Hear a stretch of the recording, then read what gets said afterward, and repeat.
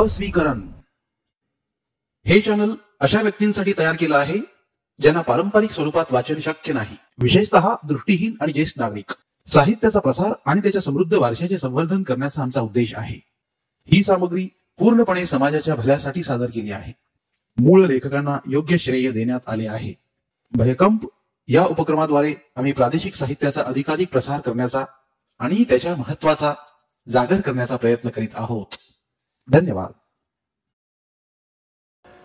नमस्कार श्रोते मित्र हो, भयकंप सादर करत आहे ज्येष्ठ साहित्यिक चिंतामणी लागू लिखित कादंबरी प्रकाशाला साथ अंधाराची. प्रकरण 14. प्रकाशच्या डोळ्यावर आता त्याचा नेहमीचा गॉगल नव्हता, म्हणूनच त्याचे ते निळसर झाक असले पण निर्जीव भासणारे डोळे ती पाहू शकत होती. तिला वाटले की आपण त्याला पाहू शकतोय. त्याच्या डोळ्यांकडे आपण पाहत असूनही तो मात्र डोळे उघडे असूनही आपल्याला पाहू शकत नाही. पण लागलीच तिच्या मनात विचार आला की आता हे फार काळ चालणार नाही.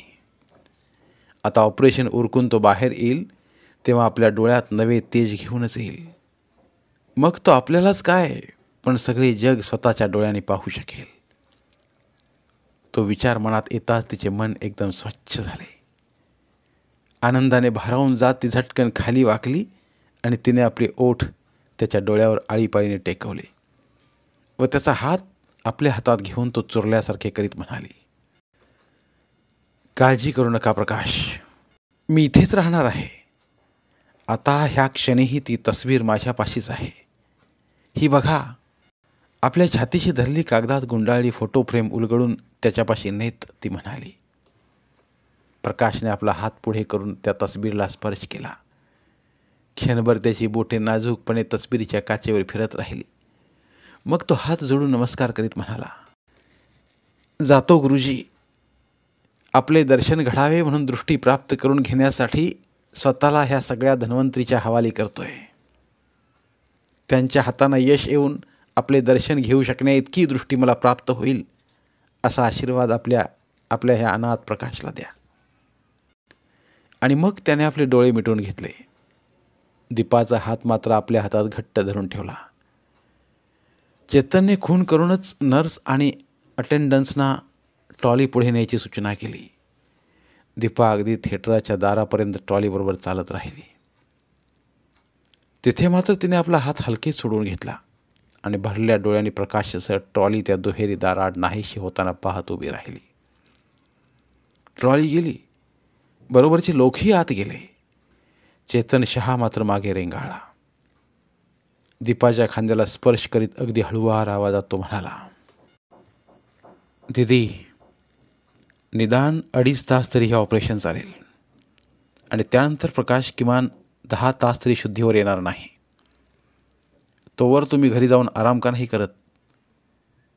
संध्याकाळच्या आधी मात्र परत या इथे. तेव्हा प्रकाश शुद्धीवर यायला सुरुवात होईल. इतका अवधी लागतो शुद्धीवर यायला? तिने आश्चर्याने विचारले. नाजूक ऑपरेशन आहे ना, म्हणून हेवी ॲनेस्थेसिया द्यावा लागतो. चेतन भैया, ऑपरेशन होईपर्यंत मी थांबते इथे, नंतर घरी जायचे बघेन मी.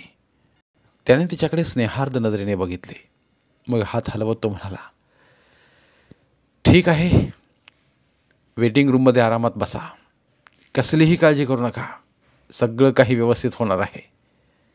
जर यश मिळवायची 100% खात्री नसती तर माझ्या मित्राने ऑपरेशन करायला संमती दिली नसती. तेव्हा कसलंही मानसिक टेन्शन घेऊ नका. Make your self comfortable. आणि तो झटकन दार उघडून ऑपरेशन थिएटरमध्ये निघून गेला. दीपा मात्र क्षणभर तशीच उभी राहिली. मग तिच्या बाबांनी तिचा हात धरून तिला वळवले. तिने भरलेल्या डोळ्यांनी त्यांच्याकडे पाहतच ते म्हणाले, चल आपण वेटिंग रूममध्ये बसूया, चल. पुन्हा काही क्षण ती ऑपरेशन थिएटरच्या बंद दाराकडे पाहत उभी राहिली. मग नाईलाज झाल्यासारखी वळून आपल्या बाबांचा हात धरून त्यांच्याबरोबर चालू लागली. तिचे मन मात्र अजूनही त्या बंद दाराकडेच ओढ घेत होते. चेतन शहाच्या क्लिनिकमध्ये असलेली ती व्हिजिटर्स वेटिंग रूम तिथे येणाऱ्या पाहुणे मंडळींना आराम मिळावा असा हेतू मनात ठेवूनच फर्निश केलेली आणि सजवलेली होती. अत्यंत आल्हाददायक रंगसंगती, आरामदायक असे लाकडी फर्निचर आणि डोळ्याने सुखावणाऱ्या शोभिवंत वस्तूंची आकर्षक मांडणी यांनी ती वेटिंग रूम म्हणजे जिथे थोडा वेळच काय पण तासन तास आरामात घालवता यावेत अशी जागा बनून गेली होती. प्रथमतः त्या प्रशस्त खोलीत शिरताच दीपाच्या मनावर त्या सर्व गोष्टींचा परिणाम झाला. तिचे विचारांनी ढवळून निघाले मन काहीसे शांत झाले. तिथे असलेल्या अनेक नियतकालिकांपैकी कुठले तरी एक मासिक उघडून ते चाळत ती काही काळ निवांतपणे बसून राहिली सुद्धा. पण नंतर पुन्हा तिच्या मनात विचारांनी आणि आठवणींनी गर्दी करायला सुरुवात केली. तिच्या मनाची शांतता भंग पावली. गेल्या 5 वर्षात घडून गेलेले लहान सहान प्रसंग तिच्या मनात गर्दी करत जागे होऊ लागले आणि काहीसे शांत झालेले तिचे मन पुन्हा एकदा ढवळून निघून अस्वस्थ होऊन गेले. तिला त्या आरामदायक वेटिंग रूममध्ये बसून राहणं अशक्य होऊ लागलं. ती अस्वस्थपणे एरझाऱ्या घालून आपल्या मनाची अस्वस्थता कमी करायचा प्रयत्न करू लागली. जणू काय तिची मानसिक अवस्था नेमकी समजून आल्यामुळेच की काय कोण जाणे, पण तिच्या बाबांनी उगीच तिला धीर द्यायच्या निमित्ताने तिच्याशी बोलायचा प्रयत्न करून तिच्या मनातली अस्वस्थता आणि विचारांचा सुरू असला कल्लोळ वाढवायचा प्रयत्न केला नव्हता. बाबा, आपण कॉरिडॉरमध्ये जाऊया का? शेवटी ते सगळं असह्य झाल्यावर तिने विचारलं. दीपू, आपण तिथे जाऊन करणार तरी काय पुरी? ऑपरेशन उरकलं की कोणीतरी आपल्याला सांगायला येईलच की. प्रकाशला ऑपरेशन थिएटरमधून बाहेर आणलं गेलं की मग. ते खरंय बाबा, पण मला इथे बसून राहणं अशक्य झालंय. त्यापेक्षा जर आपण तिथे जाऊन थांबलो तर मला जरा बरं वाटेल असं मला वाटतंय. दीपा उतरल्या चेहऱ्याने म्हणाली. तिच्याकडे पाहूनच की काय कोण जाणे, पण तिचे बाबा तिच्या म्हणण्याशी सहमत होत जागचे उठले. बरे, चल तर. तिच्या दंडाला स्पर्श केल्यासारखे करीत ते म्हणाले. दीपा काहीही न बोलता त्यांच्यासह त्या वेटिंग रूममधून बाहेर पडली. तिला आधी वाटलं होतं त्याप्रमाणे तिला कॉरिडॉरमध्ये आल्यावर खरोखरच बरं वाटलं. एखाद्या कोंदट जागेतून बाहेर पडून मोकळ्या जागेत आल्यावर असं वाटतं, असं तिला वाटलं. जरा मोकळा श्वास घेते निवांतपणे उभी राहिली. पण काही मिनिटे गेली आणि तिची मानसिक अवस्था पुन्हा एकदा पूर्वीच्या पातळीवर जाऊन पोहोचली. पुन्हा एकदा तिच्या मनात गर्दी करत असलेल्या आठवणींनी आणि विचारांनी तिच्या मनाचा कब्जा मिळवला. अतिशय अस्वस्थपणे तिने एरझाऱ्या घालायला सुरुवात केली आणि मग काहीशा बेभान अवस्थेत तिने तो सिलसिला चालूच ठेवला. किती वेळ गेला, काही मिनिटे गेली की काही तास गेले याचे तिला भानच नव्हते. दर काही सेकंदाने ती ऑपरेशन थिएटरच्या बंद दाराकडे नजर टाकत होती. ती दारे अजूनही बंद असल्याचे लक्षात येताच पुन्हा एकदा आपल्या एरझाऱ्या घालण्याचा उद्योग सुरू ठेवत होती. तिने त्यापूर्वी कधी असा अनुभव घेतलेला नव्हताच. हे खरे असले तरी तिने ऑपरेशन आणि ऑपरेशन थिएटरच्या संदर्भात जे काही ऐकले होते किंवा वाचले होते त्यावरून तिला असे कोणी वाटत होते की दर काही मिनिटांनी ऑपरेशन थिएटरमधून कुणा कुणी बाहेर येईल आणि आपल्याला काहीतरी माहिती समजू शकेल.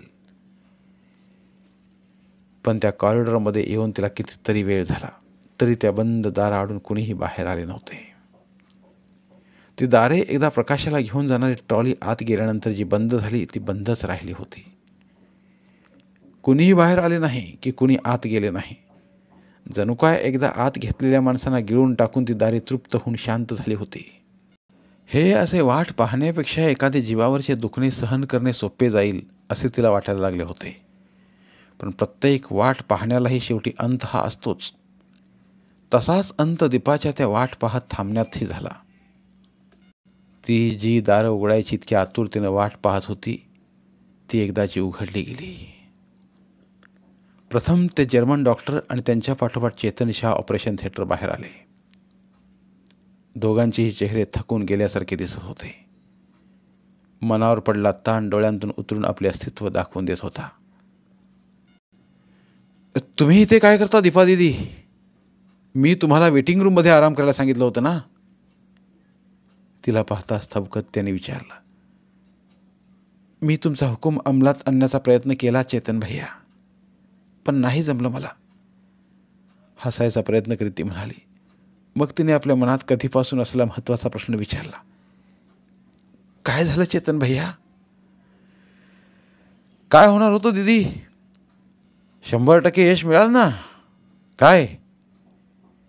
चेतन शहा सहज स्वरात म्हणाला. खरंच भैया? घ्या, आता ह्या मला खरंच का म्हणून विचारतायत. त्याला पाहता झटकन उठून तिच्या शेजारी येऊन उभ्या असलेल्या तिच्या बाबांकडे पाहत चेतन म्हणाला. मी डॉक्टर आहे दीदी. खोटं बोलायला कोणी राजकीय पुढारी नाही आहे, आणि त्यात पुन्हा मी तुमचा भाऊही आहे, हे विसरू नका. तसं नाही भैया. चेतनचा दुखावलेला स्वर ओळखून त्याची समजूत घालण्याच्या स्वरात ती म्हणाली. तसं काही नाही, पण उगीच आपलं विचारलं असंच ना दीदी? चेतनने घुशानेच विचारले. मग आपल्या नेहमीच्या शैलीत म्हणाला. तुम्हा बायकांचं आपलं बरं असतं. आधी भलतेच काहीतरी विचारून वा बोलून एखाद्याच्या मनाची चक्क कत्तल करायची, मग तो बिचारा काही बोलायला लागला तर काहीच झालं नाही असं भासवत म्हणायचं की काही नाही हो, माझ्या मनात तसलं काही नव्हतं, मी आपलं उगीचच विचारलं सहज म्हणून की काम झालं. तुमचा आणि माझा वाद कधीच संपायचा नाही भैया. जरा मोकळीपणे हसत ती म्हणाली. हे कसे आहेत आणि मी त्यांना केव्हा भेटू शकेन हे सांगा मला. आता कसे झाले? आमची दीदी हसत नाही म्हणजे काय? तोही मोकळेपणे हसत म्हणाला. आता तुम्ही प्रकाशजींना कधी भेटू शकाल? त्या प्रश्नाचं उत्तर तर ते असं की तुम्ही त्यांना पट्ट्या खोलल्याखेरीज प्रत्यक्षात भेटू शकणार नाही. म्हणजे असं की आजवर जसे भेटत राहिलात तसे आत्ताही भेटू शकाल. आता म्हणजे अजून 8-10 तासानंतर. पण ऑपरेशन यशस्वी झालं असलं आणि त्यांची दृष्टी परत येणार असली तरी जोवर पट्ट्या खोलल्या जाऊन ते तुमच्याकडे पाहण्याच्या अवस्थेत येत नाहीत तोवर तरी तुमची खरी भेट झाली असं म्हणता येणार नाही, नाही का? पण मी आता त्यांना पाहू शकते ना? ओ येस, पट्ट्या त्यांच्या डोळ्यावर आहेत. तुमचे तर उघडेच आहेत ना, मग तुम्ही पाहू शकायला काय हरकत आहे? No problem, no problem at all. आता त्यांना विशेष काळजी विभागात नेलं जात असेल. त्यांना त्यांच्या जागी नेऊन ठेवलं गेलं की मग तुम्ही त्यांना अगदी आरामात डोळे भरवून पाहू शकाल. पण त्याआधी जरा ऑफिसात चला. तिच्या मनात पहिला विचार आला तो ऑपरेशनचं बिल मागणार असावा. म्हणजे निदान त्या जर्मनी सर्जनची फी तरी आपण द्यावी असे चेतन सुचवणार असावा. म्हणून ती म्हणाली. भैया, मी चेकबुक आणलेले नाही बरोबर. माझ्या ऑफिसात शिरायला कसलीही फी पडत नाही दीदी. तेव्हा माझ्या ऑफिसात येण्यासाठी तुमचं चेकबुक बरोबर असणं तसं आवश्यक नाही आहे. मी त्यासाठी म्हटलं नाही भैया, मला वाटलं की समजलंय मला. तिला मध्येच अडवत थांबवत चेतन म्हणाला. मला भाऊ म्हणताय आणि असला घटिया खयाल मनात आणताय? काय म्हणावं तुम्हाला? तसं नाही भैया, मला माहीत आहे ते तसं नाही तर कसं आहे हेही मला माहीत आहे. फार शहाणे आहात. चला. तिच्या दंडाला गच्च धरून तिला आपल्याबरोबर चालवत चेतन म्हणाला. तुम्ही चला हो बाबा, की तुम्ही आता चेकबुकचा विषय काढणार आहात? दीपाच्या बाबांनी नकारार्थी मान हलवली आणि हलकेच ते त्या दोघांच्या मागोमाग चालू लागले.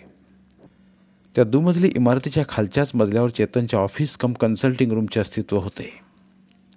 तो भला मोठा कॉरिडॉर ओलांडला की उजव्या हाताला ती वातानुकूलित खोली होती. ती चेतनसह त्या खोलीत शिरली तेव्हा तिला दिसलं की चेतनचा तो जर्मन मित्र त्यांची वाट बघत तिथे आधीच थांबलेला होता. Come in Mrs Prakash and kindly accept my hearty congratulations. तिला पाहता तो जर्मन डॉक्टर तिच्यासमोर आपला हात हस्तांदोलनासाठी करत म्हणाला. Thank you doctor. दीपा कृतज्ञ स्वरात म्हणाली. हॅन्स, तू ऐकलेस तर तूही चक्रावशील. एक खुर्ची ओढून घेऊन दीपाला बसायचा इशारा करीत चेतन म्हणाला. पण आता बाहेर आमच्या ह्या बहिणाबाई आमच्या बिलाची काळजी करत होत्या. भैया, हे सांगायचं काही नडलं होतं का? अशी चुगली करणं बरं नाही हं. मी जर भाभींकडे तुमची ही कागाळी नेली ना तर काय होईल? दीपाने चेष्टेनेच विचारलं. असल्या धमकीला न घाबरण्या इतका मला तुमच्या मघाच्या बोलण्याचा राग आलाय दीदी. Mrs Prakash, let me make one thing very clear. त्या दोघांना थांबवण्यासाठी मध्येच बोलत तो जर्मन डॉक्टर म्हणाला, मी इथे पैसे कमवण्यासाठी आलेलो नव्हतो, तर माझ्या मित्राला भेटण्यासाठी व तुमचा देश बघण्यासाठी आलेलो आहे. तेव्हा हे ऑपरेशन करण्यामागे फी वसूल करण्याचा हेतू माझ्या मनात मुळीच नव्हता. तुमच्या म्हणजे चेतनच्या बहिणीच्या पतीच्या डोळ्यांचे ऑपरेशन करायचे आहे हे मला जेव्हा समजले तेव्हा मी हे घरचेच काम आहे असे समजून ऑपरेशन करायला तयार झालो होतो. तेव्हा तुम्ही मला फी द्यायचा प्रश्नच येत नाही. असे कसे डॉक्टर? माझ्या अंध पतीला दृष्टिदान दिले तर तुम्ही काहीतरी घ्यायलाच हवं. माझे ऐकून घ्या मिसेस प्रकाश, मी कितीही पैसे तुमच्याकडून घेतले तरी ते केव्हा तरी संपणारच आहेत, पण तुमची स्मृती मात्र माझ्या मनात सतत ताजी राहू शकेल. म्हणून माझी फी म्हणून तुम्ही मला तुमच्या सहीने तुमचे एक रेकॉर्ड द्या. तुमची स्मृती आणि तुमचा आवाज माझ्यापाशी नेहमी राहू द्या. चालेल ना? ठीक आहे, ती हलकेच म्हणाली. तसा तोही प्रसन्नपणे हसला आणि म्हणाला, good, then it is settled. Now let me tell you some very important things. बोलता बोलता त्याने सिगारेट पेटवली. नाका तोंडातून धुराचे लोट सोडून तो बोलू लागला. पहिली गोष्ट म्हणजे तुमच्या पतीच्या डोळ्यांची शक्ती पूर्णपणे जरी नाही तरी 80% तरी येणार आहे. म्हणजेच त्यांना आयुष्यभर चष्मा वापरावा लागणार आहे. अर्थात मी परत गेल्यावर पाठवून देणार आहे. ती औषधे डोळ्यात घातल्यावर 5-6 महिन्यानंतर त्यांच्या दृष्टीत थोडी सुधारणा होईलही, पण तरी त्यांना चष्मा वापरावा लागणारच. दुसरी गोष्ट म्हणजे आता निदान वर्षभर तरी त्यांच्या डोळ्यावर ताण येऊ देता कामा नये. थोडक्यात प्रखर दिवे, जास्त वाचन, धुळीचे प्रदूषण आणि जागरण यापासून तुम्ही त्यांना दूर ठेवायला हवे. आणि सगळ्यात पण अतिमहत्त्वाची गोष्ट म्हणजे त्यांनी काही पथ्य पाळायला हवीत. मद्यपान वर्ज हे त्यातलं प्रमुख. ते मद्य घेतच नाहीत डॉक्टर. मग प्रश्नच मिटला. मी शक्यतो त्यांच्या पट्ट्या निघेपर्यंत इथे राहायचा प्रयत्न करणारच आहे, पण समजा जर तसेच काही कारण निघाले आणि मला जर जावे लागले तरी काळजी करायची कारण नाही. हा चेतन सगळं ठीकठाक हँडल करू शकेल. तुमचे पती आता पाहू शकतील हे 100% सत्य आहे, तेव्हा कसलीही चिंता करायची नाही. मी त्यांना आता पाहू शकते ना डॉक्टर? हो, ऑफकोर्स तुम्ही त्यांना पाहू शकता. ते शुद्धीवर आल्यावर त्यांच्याशी बोलू शकता. इतकंच नव्हे तर तुम्ही त्यांच्यापाशी जास्तीत जास्त वेळ थांबूही शकता, पण फक्त त्यांची शुश्रूषा मात्र चेतनच्या नर्सेस करतील, कारण माहीत नसल्याने तुमच्या हातून कसला तरी घोटाळा व्हायची शक्यता असते. एक शेवटचं सांगतो मी तुम्हाला मिस प्रकाश, की जर काही गडबड झाली, काही घोटाळा झाला तर होणारे नुकसान मीच काय पण साक्षात परमेश्वरही दुरुस्त करू शकणार नाही. So be careful. Take care. दीपाने नुसती मान हलवून सगळे काही आपल्या लक्षात आले असल्याचे सुचवले आणि मग तिने चेतनकडे नजर वळवीत अपेक्षेच्या नजरेने बघितले. हेन्स, मी यांना खोलीत सोडून येतो, चेतन उठत म्हणाला. चला दीदी, बाबासाहेब चला. धन्यवाद.